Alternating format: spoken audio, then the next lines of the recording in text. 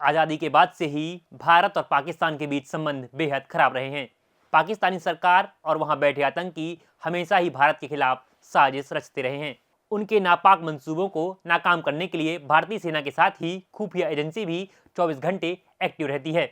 भारत की तरह ही पाकिस्तान की भी खुफिया एजेंसी है। लेकिन आज हम आपको भारत के एक ऐसे जासूस के बारे में बताने वाले हैं जिसने पाकिस्तानी खुफिया एजेंसी का दिमाग ऐसा घुमाया जिससे पूरा का पूरा पाकिस्तान सन्न रह गया था। उसने पाकिस्तान जाकर न केवल वहां की लड़की से प्यार किया बल्कि पाकिस्तानी सेना में अफसर भी बना और 8 साल तक भारत की मदद करता रहा। भारत के सबसे बड़े जासूस की कहानी की शुरुआत होती है राजस्थान के श्रीगंगानगर जिले से, जहां रहते थे रविंद्र कौशिक। रविंद्र कौशिक को बचपन से ही एक्टिंग का शौक था। इसके चलते लोग उन्हें विनोद खन्ना भी कहा करते थे। एक्टिंग के साथ ही रविंद्र कौशिक के दिल में देश को लेकर भी जमकर जुनून था। इसके चलते वे एक्टिंग करते समय देशभक्त या सेना के अफसर का ही रोल किया करते थे। साल 1975 में कुछ ऐसा हुआ जिससे उनका पूरा का पूरा जीवन ही बदल गया। दरअसल तब लखनऊ में एक शो होना था जहां कौशिक को आर्मी के अफसर का किरदार निभाना था। उस शो में भारतीय खुफिया एजेंसी R&AW, जिसे लोग रॉ भी कहते हैं, तो भारतीय खुफिया एजेंसी के कुछ अधिकारियों की नज़र रविंद्र कौशिक पर पड़ी। कहा तो यह भी जाता है कि कॉलेज के दिनों से ही खुफिया एजेंसी की नज़र उन पर थी। शो के बाद भारतीय खुफिया एजेंसी के अधिकारी रविंद्र कौशिक से मिले और एड्रेस देते हुए कहा, अगर देश के लिए कुछ करना चाहते हो तो दिल्ली आकर मिलो। रविंद्र कौशिक को इस बात का बिल्कुल भी अंदाजा नहीं था कि उनसे कौन मिलने वाला है, लेकिन जब वे दिल्ली पहुंचे तो भारतीय खुफिया एजेंसी R&AW के अधिकारी उन्हें ऑफिस ले गए। इसके बाद कौशिक को पहली बार भारतीय खुफिया एजेंसी के बारे में पता चला। इसके बाद R&AW के अधिकारियों ने उन्हें दुनिया भर में काम कर रहे भारतीय जासूसों और उनके द्वारा किए गए कारनामों के बारे में बताया। इससे रविंद्र बहुत अधिक प्रभावित हुए। इसके बाद अधिकारियों ने रविंद्र को भी भारत का जासूस बनने का ऑफर दे दिया। रविंद्र ने इसके लिए तुरंत हाँ कर दी और फिर शुरू हुई भारत के सबसे बड़े जासूस की ट्रेनिंग। भारत का जासूस बनाने के लिए रविंद्र कौशिक को देश के अलग अलग हिस्सों में ट्रेनिंग दी गई।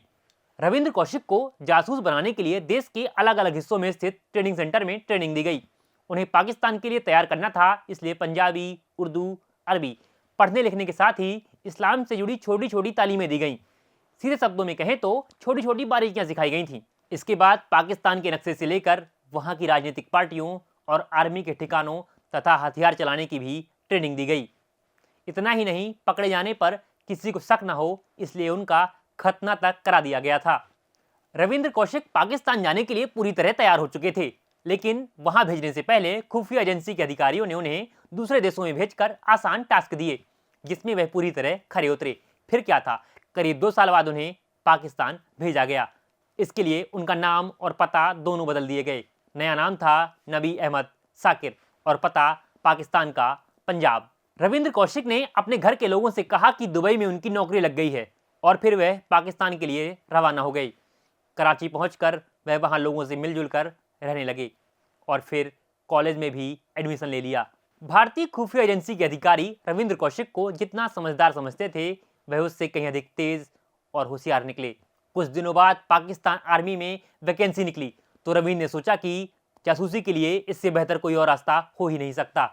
उनकी किस्मत इतनी अच्छी थी कि पाकिस्तानी आर्मी में उनका सिलेक्शन भी हो गया।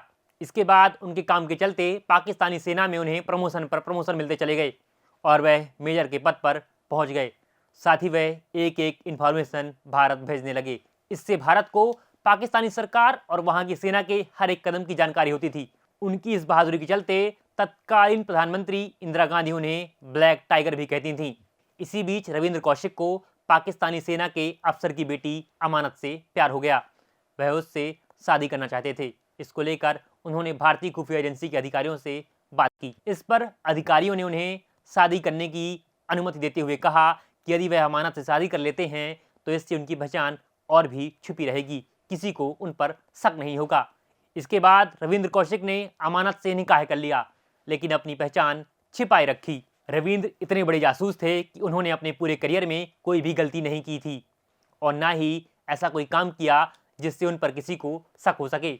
लेकिन फिर साल 1983 में दूसरे जासूस की गलती ने पूरा खेल पलट कर रख दिया। हुआ यह कि भारतीय खुफिया एजेंसी रविंद्र को कुछ मैसेज भेजना चाहती थी। इसके लिए इनायत मसीह नामक एक अन्य जासूस को पाकिस्तान भेजा गया, लेकिन पाकिस्तान में पहुंचते ही वहां की सेना ने मसीह को गिरफ्तार कर लिया। इसके बाद उसे जमकर टॉर्चर किया गया। इसके चलते इनायत मसीह ने खुद को भारत का जासूस बताने के साथ ही रविंद्र कौशिक की सच्चाई भी पाकिस्तानी आर्मी के सामने रख दी।